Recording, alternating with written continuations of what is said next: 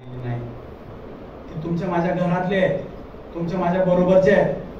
आपली आई, आपले वडील, कष्ट करणारी ही सगळी माणसं तुम्हाला जर शोधायची असतील ना तर ती पुस्तकात शोधा.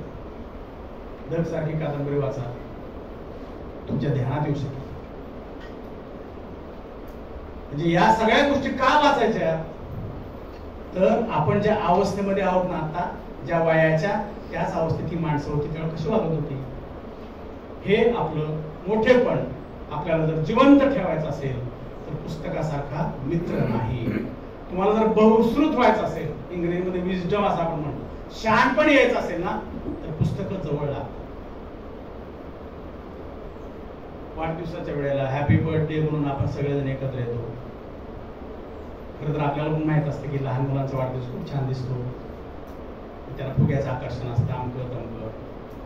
आपण आपल्या मित्रांना, मैत्रिणींना एक एक पुस्तक त्या दिवशी द्या. जे आवडेल तुम्हाला ते द्या, अमकंच द्या असं नाही. आणि त्याला सांगा हे वाच. हेच पुस्तक दुसऱ्या मित्राला देऊन उघडलं. शिक्षक म्हणून मी माझ्या आयुष्यात केलेली सगळ्यात मोठी कमाई असेल तर माझ्याकडे असलेली 2-2.5 लाख रुपयाची माझी पुस्तकं. बायकोच्या गळ्यात दागिने किती आहेत मला माहित नाही, पण मला रात्री जर असं वाटलं की वावटळ वाचली पाहिजे, करुणाष्टक वाचली पाहिजे, तर ती माझ्याकडे असली पाहिजे.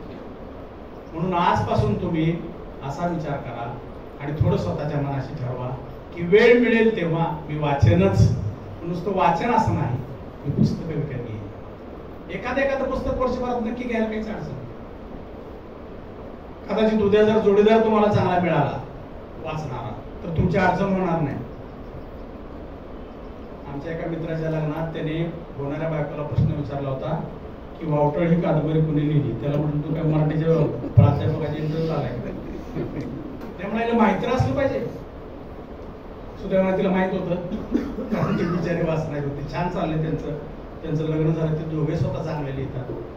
फक्त एवढंच सांगतो, पुस्तकांचा अनादर करू नका, माणसांचा अनादर करू नका, आई वडिलांचा अनादर करू नका, शिक्षकांचा अनादर करू नका. ज्यांनी ही संधी दिलेली आहे त्या सगळ्यांविषयी कृतज्ञ राहा. यश कृतज्ञतेला धरूनच येत असतं. ही कृतज्ञता आयुष्यभर बाळगा. ईश्वर तुमच्या पाठीशी राहील. धन्यवाद.